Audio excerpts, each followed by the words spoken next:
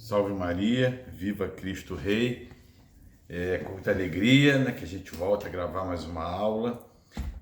Como eu disse para vocês na última aula, a gente iria falar ou sobre a continuação da nossa aula lá, que é já na pessoa de Cristo, ou falar um pouco sobre Israel, para entender um pouco melhor o Novo Testamento. Se você não compreender a história de Israel, você não consegue realmente entender o Novo Testamento, a pessoa de Jesus, tá? Então vamos falar um pouquinho, uma aula bem resumida sobre a história de Israel, mas eu creio que vai trazer um pouco de luz aí, porque a gente tem muita confusão nesse tema, né? Mas antes de qualquer coisa, nós temos que entregar aí tudo na mão do Senhor, que tudo seja para a honra e glória dele. Em nome do Pai, do Filho e do Espírito Santo. Amém. Ave Maria, cheia de graça, o Senhor é convosco. Bendita sois vós entre as mulheres, e bendito é o fruto do vosso ventre, Jesus. Santa Maria, Mãe de Deus, rogai por nós, pecadores, agora e na hora de nossa morte. Amém. Nossa Senhora, que é fonte da sabedoria, rogai por nós. São Tomás de Aquino, rogai por nós. Santo Agostinho, rogai por nós. Em nome do Pai, do Filho e do Espírito Santo. Amém. Bom, eu vou tentar fazer um resumo aqui, pelo menos numa aula, para a gente ter uma noção um pouco como que a gente entende, né, essa história, que é uma história muito longa, né? Numa aula realmente fica muito difícil, mas o nosso propósito aqui não é dar curso sobre a história de Israel, mas dar uma luz para que vocês possam entender. Bom, a primeira coisa que a gente tem que entender é o seguinte, é que a Bíblia, que compõe o Antigo e o Novo Testamento, não são conjuntos de várias histórias, né? A gente tem que entender que isso é uma história única. Então, todo e qualquer livro da Bíblia que você lê, ela está voltada para Cristo. Você tem que ler com essa finalidade, é entender o que ela está te levando até Cristo. Você não vai ler a história de Davi, a história de Noé, a história de Abraão, a história de Ló, do Jó, do profeta Jonas, como se fosse historinhas. Cada história vai te dar uma noção ou uma lição de moral daquele determinado tema. Não. Toda a palavra de Deus, ela é voltada para Cristo. Esse é o primeiro ponto fundamental. Se você não tiver isso em mente, você não consegue entender a Bíblia, não vai conseguir entender. Outra coisa que é fundamental é a gente pegar a Bíblia, a gente tem que dividir ela em 6 capítulos. Você vai pegar a Bíblia inteira e vai dividir por 6. O primeiro capítulo é a criação. O segundo capítulo, a queda. O terceiro capítulo, Israel. O quarto capítulo, Jesus.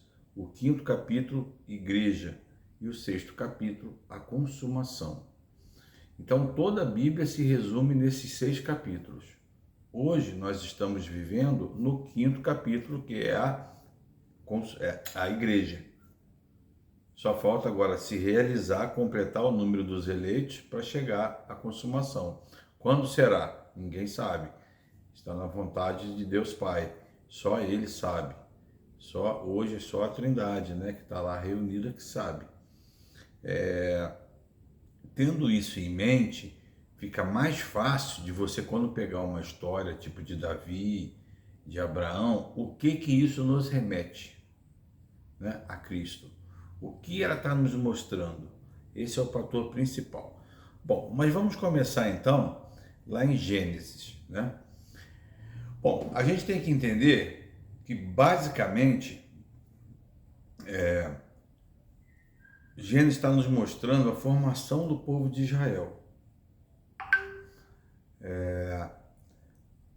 Com isso, a gente tem que entender que até o capítulo 11 é o período pré-patriarcal, né? Que fala da criação, da queda de Noé.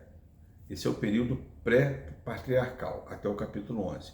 Do capítulo 12 em diante, já é propriamente dito o capítulo patriarcal, que é onde Deus chama Abraão para você parar e começar a formar o seu povo, né? Então, nós temos aí até o capítulo 50 de Gênesis ali, a formação ali do período de Jacó, que já está indo para o Egito pelo seu filho José, que já está lá. E lá, eles vão ficar lá, vão se estabelecer naquele local, vão morar lá. Vai se passar um período aí de torno de 400 anos. Nós estamos falando aí entre o ano 1700, de 2000 a 1700, né?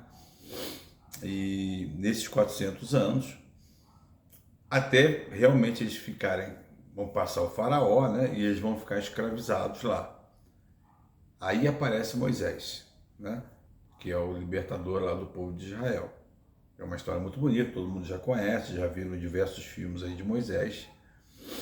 E basicamente é daí que a gente começa, que é o período do Êxodo, né?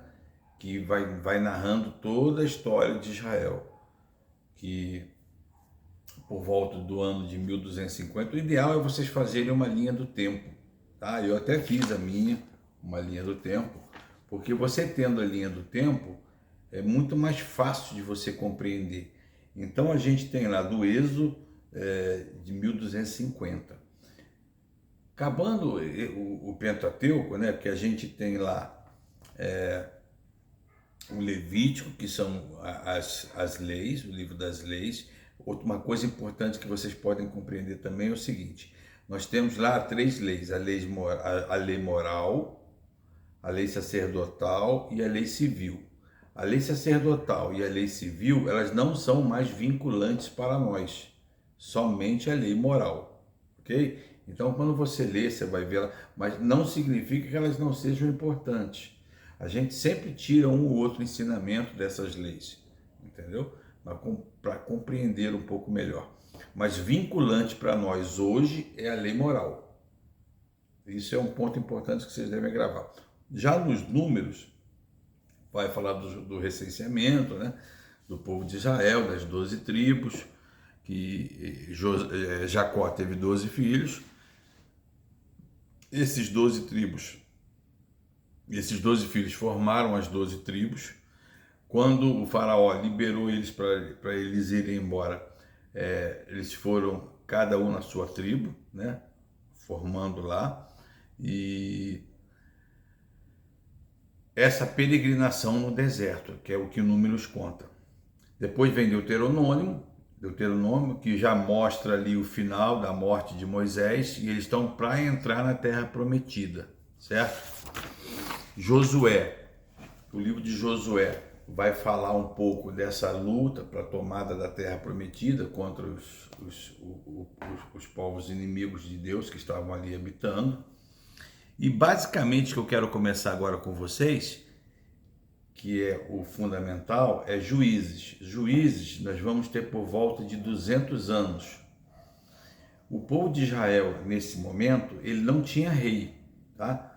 Então, cada tribo tinha lá o seu sacerdote, o seu responsável pela tribo, e quando eles caíam em idolatria ou sentiam-se ameaçados, Deus suscitava alguns juízes. Aí nós tivemos Sansão, tivemos Débora, Gedeão, vários juízes ali.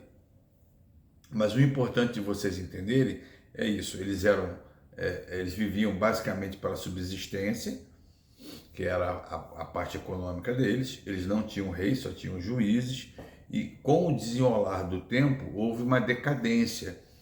Alguns juízes começaram a se corromper. Com isso, os próprios judeus que ali estavam, que não levavam esse nome, eram hebreus, né? Pediram a Samuel que ele consagrasse um rei para eles. Porque os próprios filhos de Samuel estavam também se vendendo e se corrompendo. Os filhos do profeta Samuel estavam se corrompendo. Então, nós estamos num período aí de 200 anos, que são os juízes. Nós estamos falando tudo da parte histórica, tá? Então, nós começamos no Êxodo. Eles saíram, ficaram lá andando 40 anos no deserto. Moisés morreu, Josué assumiu, ficou um determinado tempo ali se estabelecendo, lutando contra os filisteus, até eles dominarem a terra. Dominaram, as tribos se estabeleceram, eram 12 tribos, não tinham um líder para todos, então cada um mandava ali no seu pedaço, e de vez em quando suscitava algum juiz. Gideão também foi um juiz muito importante. Sansão, que lutou contra os filisteus, com marcada de burro, né? E após essa corrupção, então, eles pediram que Samuel ungisse um rei. O profeta Samuel foi e ungiu Saul, foi o primeiro rei. Nós estamos falando aí dos períodos de 1030 já, antes de Cristo, né? Aí nós estamos falando que o rei Saul, mais ou menos uns 30 anos ali. Depois do profeta Saul, do rei Saul, nós tivemos o rei Davi.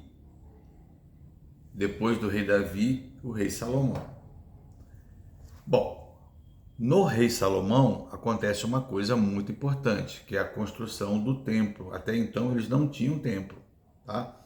Então essa foi a construção do primeiro templo. E o reino era o reino unificado, era o único reino, tá? Então, quando Salomão morre, acontece uma coisa muito importante. Houveram muitas brigas para ver quem ia assumir, quem não ia.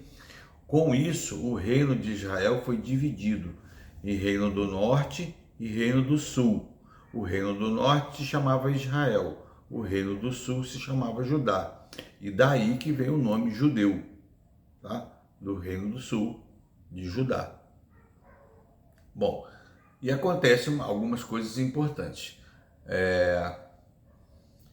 Com o reino dividido, que foram 10 tribos para o norte e 2 para o sul, o reino do norte era um reino bem mais forte, né? Mas em 722 surge um império chamado Império Assírio. Esse Império Assírio, ele invade o reino do norte. Só vai ficar o reino de Judá, que é o reino do sul. Bom, uma coisa importante para a gente se lembrar. Com essa invasão, o reino do norte foi destruído. Qual era a política dos assírios? Eles pegavam todo o país que foi aprisionado, dividia por 6, tirava 5 partes e levavam para o exílio. Então eles dividiram em 6, uma parte dos judeus ficaram na terra ali, e 5 partes foram exiladas para o Império Assírio, para cada um para um lugar. Para que eles faziam isso? Para dificultar que eles pudessem se levantar, se rebelar contra, porque eles ficavam muito fracos, estavam todos separados. Bom, com isso tudo estou falando já está em Reis, tá? Está em Reis, e com isso acontece uma coisa muito importante. Como eles tiravam 5 partes, né, e levavam para fora, eles traziam 5 partes também de volta de outras regiões para ocupar aquela região que ficou vazia. Com isso, cada povo que vinha ocupar determinada região, que é o Reino do Norte, eles traziam os seus deuses, que na época era chamada de Baal. Ok? Isso é muito importante, porque isso vai afetar inclusive lá o Novo Testamento. A capital desse Reino do Norte era Samaria. Tá? Gravem isso. Para você ver que como é difícil você entender o Novo Testamento se você não tiver conhecer a história de Israel. Bom, a palavra Baal são dos deuses, né? Desses assírios, dessa população aí que era pagã, e cada um desses povos, desses cinco povos que vieram ocupar o Reino do Norte, trouxeram o seu Deus junto com eles. Então, só vou te dar um exemplo agora para você ver como é importante você tem que compreender e conhecer a história. Quando Jesus está conversando com aquela samaritana, naquele poço lá de Jacó, que Jesus pede água para ela, e Jesus fala, dai-me dessa água. E ela fala, mas se você não tem, como é que você vai beber? Você não tem nenhum pote, como é que você vai pegar? Aí Jesus fala para ela que ele vai dar água viva para ela. Aí Jesus fala, vai lá e chama teu marido. Aí ela fala, eu não tenho marido. Jesus fala, dissestes bem, já tivesse 5 maridos. E ela fala, ah, sim, vejo que é um profeta. Só que Jesus fala, quando Jesus está se referindo à palavra marido, Jesus não está falando a palavra marido de carne e osso, Jesus está falando de deuses, porque a palavra Baal também significa marido. Então é porque ela tinha ali aqueles 5 deuses que foram levados na época de 722 a.C. para esse no exílio.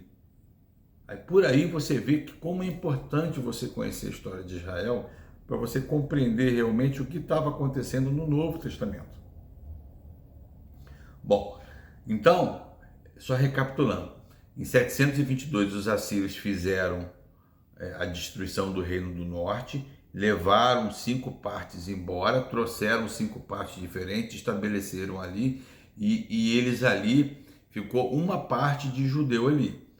Com o tempo, o que aconteceu? Eles se misturaram, né? Porque se você tirar 5 partes, dividir o país em 6 e tirar 5, vai ficar pouco homem, vai ficar pouca mulher. O que acontece? Essa população que veio para cá acabou que se misturou com os judeus que ficaram ali. Por isso que os samaritanos são vistos também como idólatras. Por isso que os judeus e os samaritanos não se dão. E eles tinham o templo deles que era em Garizim. Tá? Gravem isso.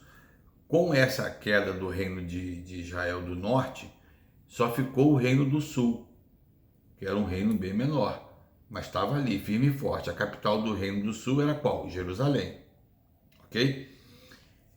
E acontece uma coisa em 587, que o Império Babilônico vai tomar o Império Assírio por volta do ano 605, e nós estamos falando de antes de Cristo.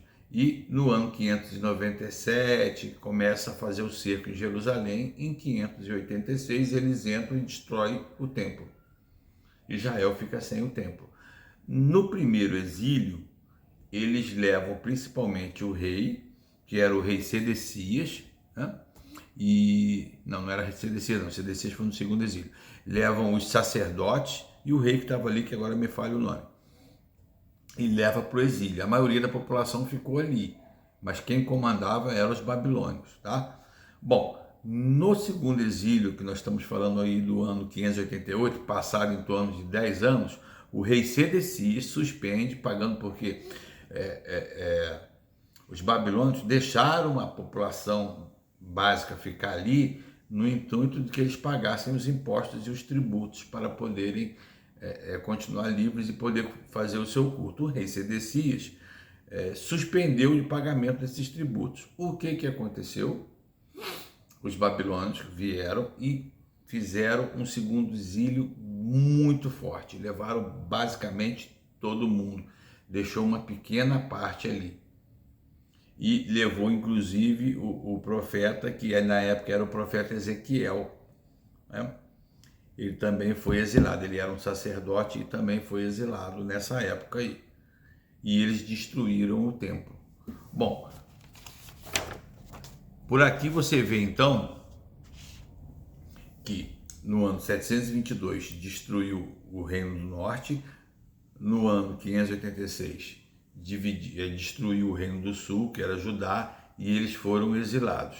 Ficaram muito poucas pessoas ali no Reino do Sul, tá? Muito poucas pessoas. Aconteceu basicamente a mesma coisa que aconteceu no Norte. Eles trouxeram algumas pessoas para cá e começou a haver aquela misturança de identidade entre judeus e as mulheres da Babilônia e por aí vai. E eles foram considerados por quem foi exilado como impuros. Isso é muito importante, tá? Uma outra coisa que vai acontecer, conforme alguns judeus conseguiam a liberdade do exílio e voltavam, eles queriam as suas terras que foram tomadas por aqueles que ficaram. porque não tinha ninguém na terra, aí isso vai gerar um grande problema, tá? Um grande problema. Nessa época, nós relatamos alguns livros, tá? Jeremias, Lamentações, Abdias. Abdias foi um livro escrito basicamente para refutar quem ficava rindo de Israel. Foi escrito basicamente para isso, né? Mas todos esses livros, Jeremias, Lamentações, foram escritos para falar sobre isso, sobre esse exílio, tá? Vamos dar seguimento então. Como foi a vida do exilado, né? O exilado ele sofria muito, trabalhava em Minas, né, fora ali, mas aconteceu uma coisa muito importante. Por quê? Porque eles não tinham mais o templo foi destruído. Eles estavam longe de Jerusalém, né? Existem vários salmos que estão falando que estão com saudades, várias coisas. E muito do que acontece na vida de Israel na época de Jesus veio por causa desse exílio, né? Isso gerou consequências muito grandes. E o que aconteceu? O que surgiu nessa época que influencia até hoje? Foi a fundação das sinagogas. Eles começaram a montar sinagogas para fazer a sua adoração a Deus. Eles não faziam mais sacrifícios, né? Mas faziam as suas orações e os seus estudos nas sinagogas. Até então não tinha mais templo. E devido a isso tudo que aconteceu, o que aconteceu? Eles se tornaram muito rígidos com as leis. Eles começaram a fazer uma releitura, inclusive, dos livros do Antigo Testamento para entender por que aconteceu isso com eles, por que Deus permitiu que eles fossem exilados e destruídos o templo, né? Então, essa leitura, o Ezequiel também é dessa época, o profeta Ezequiel estava exilado, né? O profeta Jeremias ficou, o profeta Ezequiel foi exilado, né? Inclusive, quando ele escreve lá o Vale dos Ossos, é se referindo a essa época, lá que eles estavam exilados, tá? E em 539 acontece uma coisa muito importante. Bom, nós estávamos aqui, 722, os assírios vieram e destruíram o Reino do Norte. No ano 587, 586, os babilônicos venceram os assírios e tomaram o Reino do Sul, o Reino de Judá, ok? E foram exilados. Então, eles ficaram aí até o ano 540, 539, na mão dos babilônicos. O que acontece? A Pérsia, tá?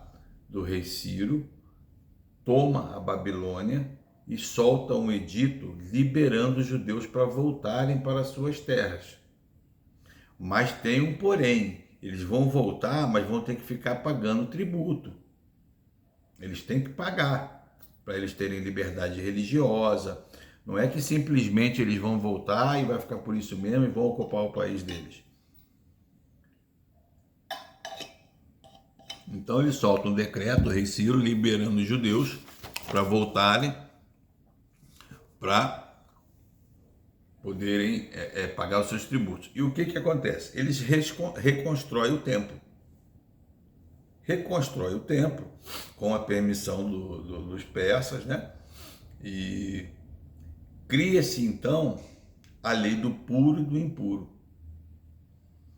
Então, você pecou, você estava impuro. Como que você se tornava puro? Fazendo uma oferenda lá para Deus no templo que foi reconstruído. E pagando. E com o dinheiro desse pagamento, os sacerdotes começaram a pagar os seus tributos. Uma outra coisa importante também é o seguinte: como é que ficou a ordem política nessa época? Ficava na mão dos sacerdotes, dos sumos sacerdotes, que aí vai ficar direto agora. Você não vai ter mais rei, entendeu? Não tem mais rei. Agora está na mão do sumo pontífice. Do sumo pontífice não, agora me falou, do Sinédrio, né? E eles ficaram lá cobrando os impostos, tudo. Bom, com isso, eles voltaram do exílio, né? E todo esse pessoal que voltou do exílio, agora não foi mais um ou outro, foi toda a população que voltou, né? E essa população não tinha se misturado conforme os judeus que tinham ficado na terra deles, que não tinham sido exilados, se misturaram. Isso gerou um conflito danado e foi criado, que nem eu falei, a lei do puro e do impuro, né? Isso criou uma divisão muito grande e uma dureza nas leis muito grande. Então, eles se tornaram muito radicais em relação às leis. Você não pode fazer isso, você não pode fazer aquilo, porque eles atribuíram que todo esse castigo que eles passaram foi porque eles tinham nomeado rei. Então, eles não queriam mais rei. Eles queriam que você seguisse as leis à risca. Então, eles eram muito rigorosos. Muito rigorosos. Essa lei do puro e do impuro prevaleceu até, né? Alguns livros que foram escritos também nessa época foram Esdras, Neemias, Malaquias, Ageu e Zacarias. Essas leis, elas foram também escritas pelo entendimento que foi surgindo a partir da volta do exílio. Que entendimento era esse? Alguns entendiam que era a lei do exclusivo e do inclusivo. Os exclusivos, eles entendiam que a mensagem de Deus era só para o povo judeu.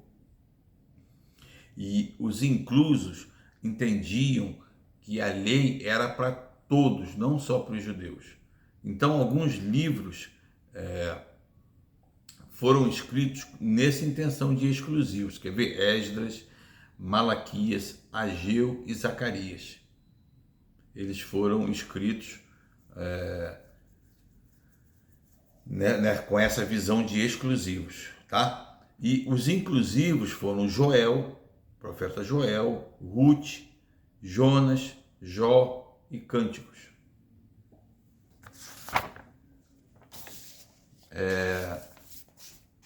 Outra coisa que a gente tem que pensar, que agora cabe até aqui uma reflexão, é o seguinte: como é importante a gente estudar a história e como também é importante você entender, ter a cabeça um pouco aberta e entender um pouco também de filosofia. Por quê? Tudo que está aqui é inspiração de Deus, ok? O texto que os geógrafos escreveram lá, inspiração de Deus. Mas Deus não psicografou, ele não entrou na mente da pessoa e ele mesmo pegou a mão da pessoa e fez a pessoa escrever. Não. Cada escritor tinha a sua forma de escrever, tinha a sua parte cultural. Isso tudo influencia em cada livro que cada um vai escrever, né? Outra coisa que é muito importante é o seguinte: a população, com essas misturas que houveram com esses exílios, eles foram também influenciados por outras religiões, né? Deus tem os seus mistérios. Essa leitura apocalíptica que nós temos hoje, essa visão apocalíptica que nós temos hoje, os judeus foram muito influenciados por uma religião chamada zoroatrismo, que era a religião persa. Eles acreditavam em anjos e demônios, que teriam uma luta no final, e isso influenciou muito os judeus, né? E daí sim vem o profeta Daniel, que começa a ver aquelas visões do fim do mundo, etc. E por assim vai. Então, o que eu quero dizer com isso tudo é o quê?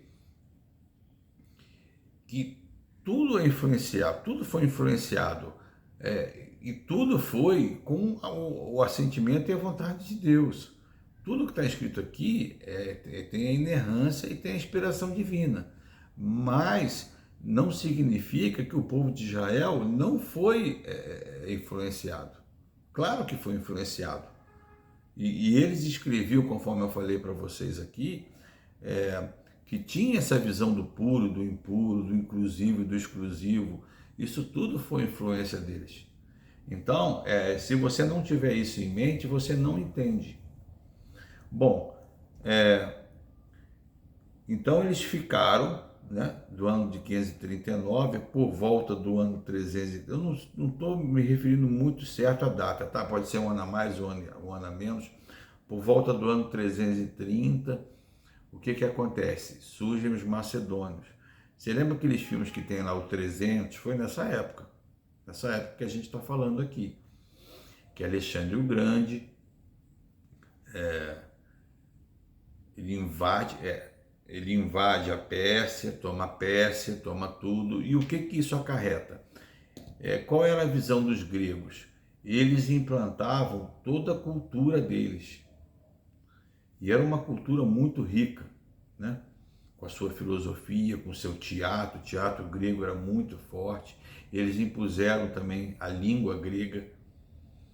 E o que que aconteceu? O grego virou como se fosse para a gente hoje o inglês, né? Nessa época foi feita uma tradução chamada Septuaginta, tá? Quando Alexandre o Grande morreu, foi dividido o seu reino, o seu império, que era enorme, em septuagintas, em sapatrias,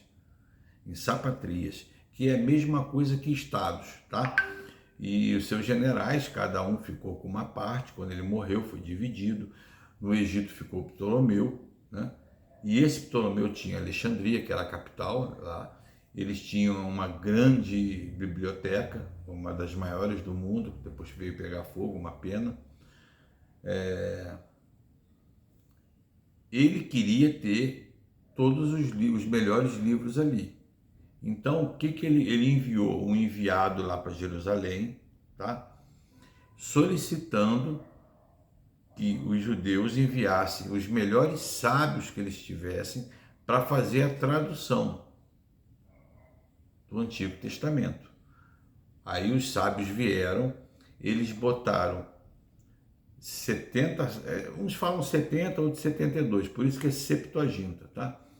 Eles botaram cada um numa sala diferente e todos eles escreveram palavra por palavra igualzinha, tá? Isso tem relatos, tá? Isso eu não estou tirando da minha cabeça, não. Isso aí tem relatos, crônicas que falam na época. E bom, daí veio a Septuaginta, que era o livro do Antigo Testamento em grego.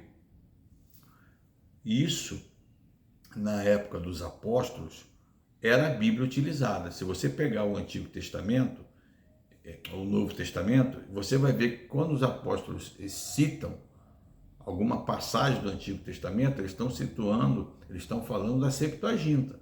Então, a Septuaginta era o livro do Antigo Testamento usado na época de Jesus. Então, quando eu falo para vocês que vocês não podem, nós não somos uma religião do livro, o que eu quero dizer com isso? Para vocês possam entender com mais clareza.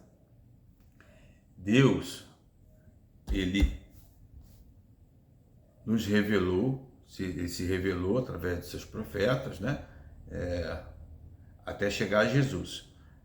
A palavra de Deus na época usada era a Septuaginta. O que que aconteceu? Os judeus, quando viram que Jesus veio, morreu na cruz e o cristianismo começou a se difundir de uma tal maneira, eles se reuniram por volta do ano 100. Estou falando 100, mas não é a data muito certa, tá? Em Jâmia. E tiraram alguns livros que eram aceitos até então. E é esses livros que os protestantes aceitam dos judeus, mas não a Septuaginta que os próprios apóstolos usavam. Para você ver como é incoerência, tá? Você tem que parar com esse fideísmo que aconteceu na história da igreja, de que você tem que ver aquilo ali como se você tivesse dois tapa-olhos aqui e só enxergasse aquilo. Não, você tem que ter uma visão mais ampla da coisa. Se você não tiver uma visão mais ampla da coisa, você vai virar um papagaio de pirata. Vai ficar repetindo chavões sem conhecer a história. Mas vamos continuar então onde a gente está. Eu falei para vocês que quando o Alexandre o Grande morreu, né? Foi dividido o seu império pelos seus generais em satrapias. O reino do norte, na parte do norte ficou os Lágidas, na parte do sul, agora me falha o nome, deixa eu ver se eu tenho aqui, Seleucidas. Os Seleucidas. Os Seleucidas ficaram no norte e os Lágidas ficaram no sul, tá? O que aconteceu? Houve uma briga entre os dois, isso eu estou falando com o passar do tempo, tá?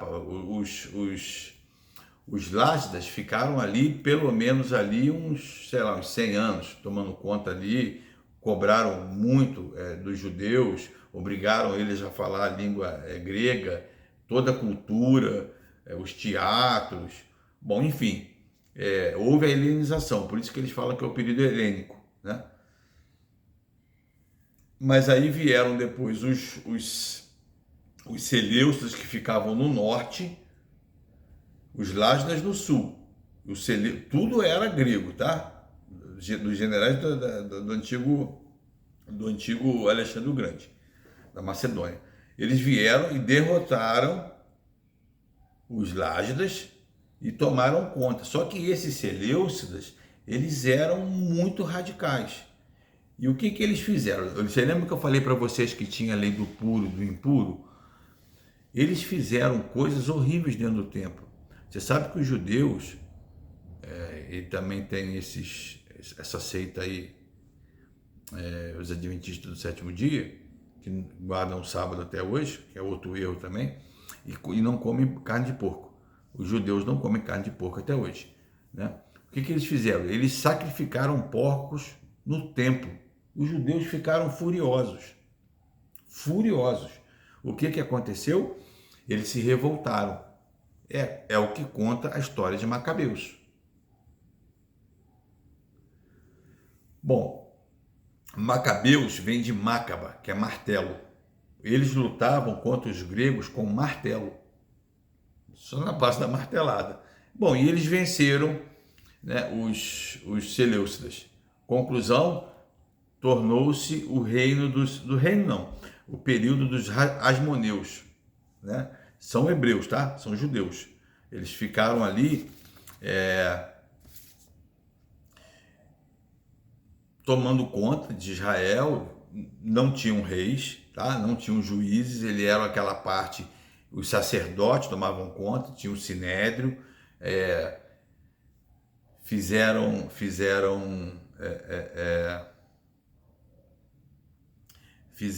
aquela lei se tornar muito rígida. Nesse período aí que eles vão converter à força o reino dos Himeneus, acho que é Himeneus, se não me fala a menor, deixa eu ver se é, Idumeus. Quem que era? O pai de Herodes. Os Himeneus, ele era uma terrinha bem próxima ali da Judéia, tá? Judéia também vem daí, de judeu. Ficava aí, sei lá, uns 100 quilômetros. Eles foram lá e converteram. Eles converteram e o pai de Herodes aceitou, se converteu, daí vem Herodes. Dessa terra, dos Idumeus, tá bom? Só para vocês entenderem.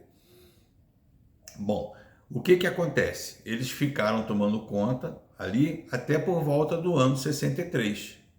O ano 63, quem toma conta? Pompeu, o general Pompeu de Roma. Roma vai e toma conta daquilo tudo. Então, eu fico assim pensando em relação a nós cristãos, seja você ortodoxo, seja você protestante, por que a gente fica caindo, né, em falácias? Você pega a tua Bíblia hoje, se você pegar o Antigo Testamento, no livro protestante não tem sabedoria. Pega o capítulo 2 de sabedoria e você vai ver a profecia claríssima de Cristo. Os judeus, cara, eles tiraram esses livros, por quê? Porque são profecias claríssimas que tem de Jesus. Claríssimas. Claríssimas. E eles tiraram porque eles não tinham argumento para ir contra. Então, eles falaram que os livros não eram inspirados, mas sempre foi. Sempre foi. E outra mentira que eles falam, que nós interpretamos mal o Antigo Testamento, mas não fomos nós que interpretamos mal, porque não foi o cristão que fez a tradução do hebraico para o grego, foram os judeus que fizeram. O cristianismo nem existia, entre aspas, né? Deus ainda não tinha vindo à Terra em carne e osso, não tinha vindo. Então, quem traduziu o Antigo Testamento foi judeus, não foram nós cristãos. E quando eles traduziram todos os livros que estão na Bíblia. Todos. Não tinha traduzido ainda Macabeus 1 e 2, porque ainda não tinha acontecido a história. A história estava desenrolando, mas os outros sim. Então, você para pensar, você vai confiar nos judeus que mataram Cristo e que depois veio um revoltado no ano 1517, né, querendo inclusive tirar alguns livros do Antigo Testamento, porque na verdade Lutero não tirou os livros, tá? Ele não tirou, ele botou em apêndice, depois que os outros, no século XVII, que foi tirado de vez os outros livros. Você vai deixar de entender os outros livros deuterocanônicos para poder seguir os judeus, pelo amor de Deus, isso é falta de conhecimento histórico. Você fica seguindo pessoas que não estudaram.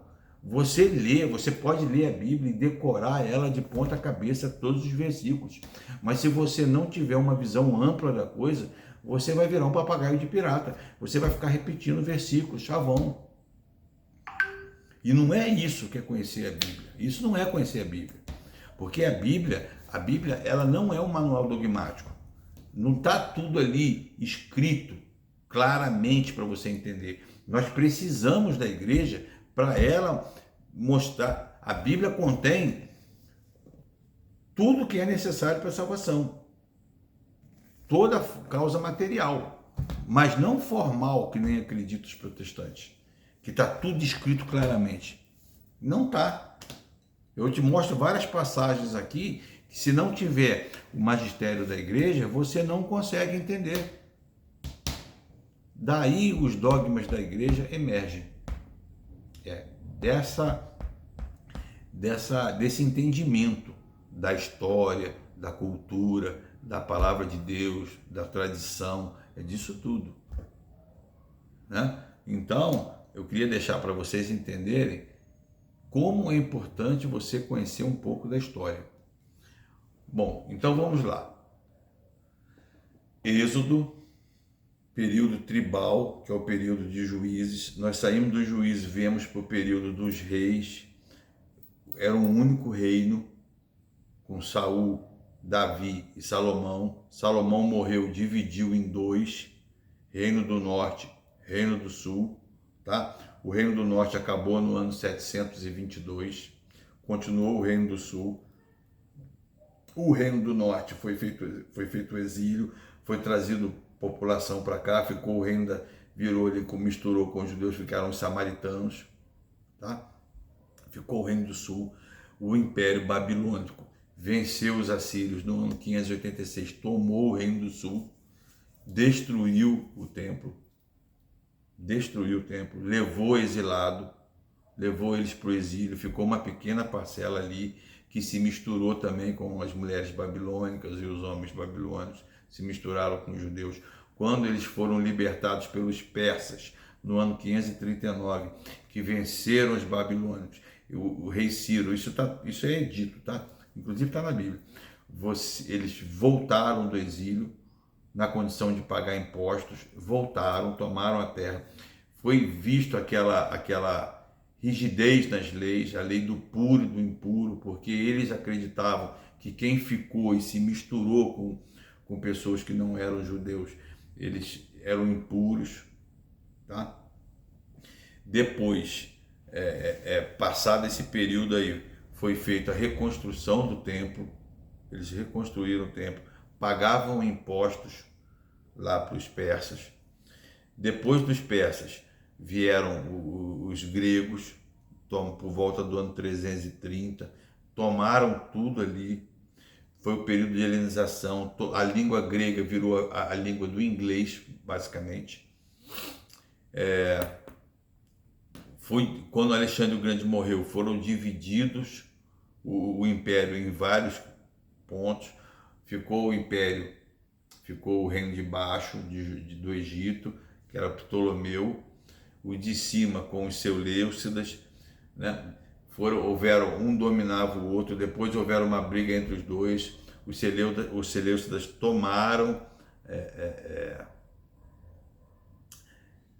a parte da Judéia. Eles fizeram sacrifícios com carne de porco no templo, isso gerou uma revolta muito grande. Os judeus se revoltaram, se juntaram, conseguiram expulsar os gregos dali.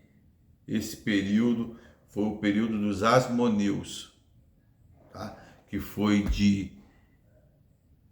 por volta até do ano 134 até o ano 63, quando vieram os romanos com o general e tomaram toda aquela parte da Judéia, virou toda ali, quando Cristo nasceu, já era tudo dos romanos, tá? Bom, o que aconteceu depois? Aí Cristo nasceu, foi crucificado, os judeus continuaram com aquela revolta deles, que eles nunca aceitaram ser dominados. Houve a destruição do templo por volta do ano 70. Inclusive, tem uma parte do Deuteronômio, porque aqui não dá para ficar contando as passagens, né? Tem uma parte do Deuteronômio que fala que mães vão comer seus filhos, e fala também em Mateus, ai daquela que não esteja nesses dias, não esteja grávida, para que não possa ver, né? É Deuteronômio, tá aqui, deixa eu ver o capítulo aqui, é Deuteronômio 26, aí vai do 17 até o 38. Isso tudo aqui, você vê, os cristãos viviam ali em Jerusalém e viviam os judeus também, né? Tudo sobre o Império Romano. Os judeus se revoltaram, quiseram expulsar os romanos. O general Tito veio, né? Que era filho do general Vespasiano. Vespasiano foi lá para assumir o império. Ele foi e destruiu tudo. Só que antes de ele fazer o cerco, eles primeiro fizeram um cerco. Fizeram um cerco em Jerusalém, ficaram lá 4 meses lá, as pessoas não tinham o que comer, o que beber. Mas antes disso, a igreja tinha recebido visão dos profetas dos cristãos, e os cristãos saíram de Jerusalém, todos eles saíram, só ficaram os judeus. E eles foram cercados, e conta uma história aí nessa coleção da Patrística, e também tem um judeu, Flávio Josefo, que é um historiador, né, judeu, tá? Conta a história de que uma própria mãe matou o filho e comeu ele, porque não tinha o que comer, completando a profecia eu falei Deuteronômio, mas não é Deuteronômio não, é Levítico, tá? É Levítico 26, do 17 ao 38. E houve a destruição do templo. Estima-se que morreram de 600 mil a 1 milhão de pessoas foram mortas nesse cerco. E foi o primeiro, tá? Aí houve o cerco, destruiu o templo, destruiu completamente o templo, só ficou esse muro que tem lá hoje, que é o Muro das Lamentações. Ficou basicamente ali pouquíssimos judeus e os cristãos voltaram. Depois houve uma segunda revolta no ano 135 depois de Cristo, que foi a segunda destruição total de Jerusalém, né? Aí os judeus realmente foram expulsos de vez, e a famosa diáspora, e foram levar a vida deles no templo, nas sinagogas, né? Não tem mais templo. E foi no ano 135, com o imperador Adriano, que o nome passou a se chamar Palestina. Foi aí, no ano 135, ok? Eu acho que deu para vocês terem uma noção um pouco rápida da história de Israel. Obviamente, existe milhões de detalhes, né, que teriam que contar o livro. Se eu falar para vocês, por exemplo, que o capítulo 11 de Gênesis, que fala da Torre de Babel, se não me salvo engano, tá? Estou falando tudo de cabeça, salvo engano, foi escrito nessa época aí do exílio, porque eles fizeram uma releitura. A Torre de Babel, por quê? Porque os babilônios, eles construíam torres em direção ao céu para os seus deuses, né? Então, é muita coisa que a gente tem que estudar para poder compreender realmente a Bíblia. Quer ver uma outra coisa que é muito importante? Você pega os protestantes, eles dão a impressão que isso aqui caiu do céu. Se eu mostrar para vocês um texto, como que a Bíblia foi escrita, o que a gente fala em letras unciais, elas foram escritas todas em maiúsculo e todas juntas, sem pontuação, um texto direto. Então, você precisa da ajuda da igreja para poder entender, compreender, separar o que uma coisa quer dizer, o que a outra não quer dizer. Se você pegar esse texto, procura na internet, você vai achar. Bota aí, Antigo Testamento escrito em letras unciais, você vai ver a foto, como que era escrito. Você vai ver se tem condições de entender sem auxílio de pessoas. Você sabe que a gente não tem mais nenhum texto original da Bíblia. Só temos cópias. Como que isso é feito? Como que você sabe o que é o original, o texto canônico e o que não é canônico? Como que você sabe? Através de quem que você sabe? Isso não veio, isso não desceu pronto do céu. Isso foi a igreja.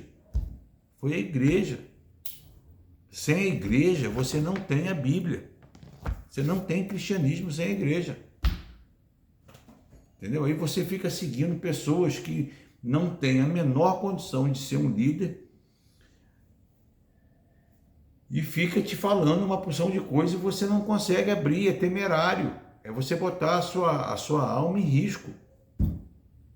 Bom, enfim, a minha ideia aqui não é converter ninguém, é simplesmente contar realmente como que as coisas aconteceram. Por que eu larguei a parte, eu deixei de ser evangélico para tornar católico? Porque se você estudar, se você pegar a história, não tem como você ser protestante. Não tem como ser protestante. Não tem cristianismo sem a Igreja Católica. Não tem. Um dia a gente pode sentar aqui e conversar sobre a história, porque quando as pessoas falam assim, vocês são isso, são aquilo, vamos conversar então? Vamos começar como? No ano 34, quando Cristo morreu. Começa a conversar com protestantes no ano 34. Fala, amigo, como é que foi pregado se não existia no Novo Testamento? Não existia. O primeiro foi escrito lá por volta do ano 60. Isso não existia imprensa. Você imagina só, um apóstolo escreveu um texto aqui, uma carta por volta do ano 60, em um lugar. O Império Romano era um mundo sem imprensa, sem televisão, sem rádio, sem telefone, sem nada. Como que aquilo foi difundido? Quantos anos aquilo levou para chegar em todo mundo? A maioria era analfabeto. Então, a gente tem que tentar botar a cabeça no lugar e usar o raciocínio, usar a razão para conseguir compreender um pouco o cristianismo. Senão você fica sendo usado como boi de piranha. As pessoas te falam alguma coisa e você sai. Eu sei porque eu já fiz isso, tá? Eu já passei por isso. Você tem que entender como que as coisas acontecem. Você não precisa pegar a história da igreja e ler, saber tudo, tintim por tintim, qual é a data, não é isso. Você tem que entender, você tem que ter uma visão geral da coisa, uma visão ampla da coisa. O que aconteceu com o povo judeu, como que isso aqui veio parar na sua mão, Isso você tem que saber. Como que isso aqui veio parar na sua mão? Por que que isso aqui é esse livro e não é o outro? Por que que o Evangelho de Tomé não está aqui? Alguém definiu isso. Isso não foi entregue de Jesus aqui do céu, não toma aqui a Bíblia pronta, não. Jesus fala aí de pregar o Evangelho a toda criatura. Quem crer e for batizado será salvo. Mas não tinha Evangelho. Não tinha.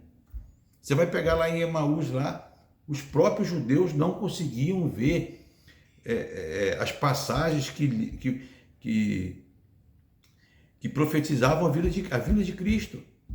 Eles não conseguiam entender. Pega lá em Emaús, acho que é capítulo 24 de São Lucas.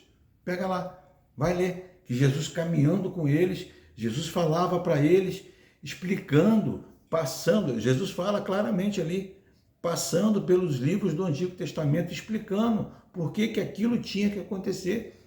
Porque os próprios pessoas que viveram o Antigo Testamento não conseguiam entender. Entendeu? Então,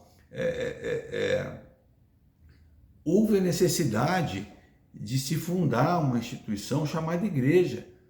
Né? Essa história de que Constantino fundou a igreja. Olha, quem falou isso para você? Beleza. Quando alguém te falar isso, você pergunta, me traz os dados, me traz a fonte, da onde você tirou isso? Não pode ser da tua cabeça, alguém te falou. Beleza, quem falou? Mas você tirou da onde? Porque tem pouquíssimos livros que retratam a vida de Constantino, realmente que foram pessoas que fizeram a biografia dele. Não é biografia agora do século XVIII, não. Estou falando de pessoas que viveram na época. Eusébio de Cesareia, que foi um bispo da igreja, Lactâncio, Flávio Joséfo, né? Vai ler, leia o que aconteceu, leia a crise do arianismo. Você vai entender claramente que não tem nada de Constantino fundando a igreja, aquilo é uma besteira, cara. Isso aí é briguinha de pessoas que não querem perder membro para poder ganhar dízimo. Eu sinto muito, tá? Eu não estou aqui para ficar falando mal de religião de ninguém, mas a gente tem que falar o que está acontecendo hoje. É uma realidade. As pessoas estão sendo enganadas. Bom, eu falei até mais do que eu queria falar. Qualquer hora eu vou fazer um vídeo aí sobre protestantismo, vou ser bem claro, vou explicar os dogmas, vou explicar tudo, mas foi uma aula mesmo para falar um pouco do povo de judeu, do povo de Israel, o porquê que hoje nós não temos, eles cortaram os livros, porque eles viram que se eles não cortassem os livros, eles queriam tirar o nome de Jesus, né? Eles falam das interpretações nossas, como se fosse nós que tivéssemos traduzido a Bíblia do Antigo Testamento, não foi, foram eles mesmos. Então, a nossa igreja ela é linda e maravilhosa. Então, oremos por ela, peçamos a Deus que possam levantar novos sacerdotes para nos trazer. Eu vou dar só uma dica para vocês. Você que está em dúvida, pegue você mesmo os livros dos primeiros padres da igreja, porque padre significa pai, tá? Dos pais da igreja, que foram escritos por volta do ano 120 até o ano 400, 500. Mas pega os primeiros. Pega os que foram os padres apostólicos, que conheceram os apóstolos, e leia. Leia o que eles escreveram. Porque se você não acreditar em nada, como é que a Bíblia chegou na tua mão? Um pensamento circular. Não tem lógica isso. Entendeu? Leia. Leia o que São Justino de Roma fala sobre a Eucaristia, sobre o Bispo de Roma, da unidade da igreja. Leia. Leia e tire de você as suas conclusões. Não saia mais repetindo o que você ouviu de uma pessoa que você nem sabe se é verdade. Eu estou falando isso aí pro bem da sua alma mesmo, né? Aqui eu não quero fazer juízo de valor do julgamento da alma de ninguém, mas a partir do momento que você ouviu, que você tem condições de fazer um discernimento, você vai ser cobrado por isso, né? Então, é isso aí, tá? Eu desejo a vocês tudo de melhor, que vocês possam realmente se dedicar aos estudos e para que com isso nós cresçamos no Espírito e possamos levar a palavra de Deus adiante.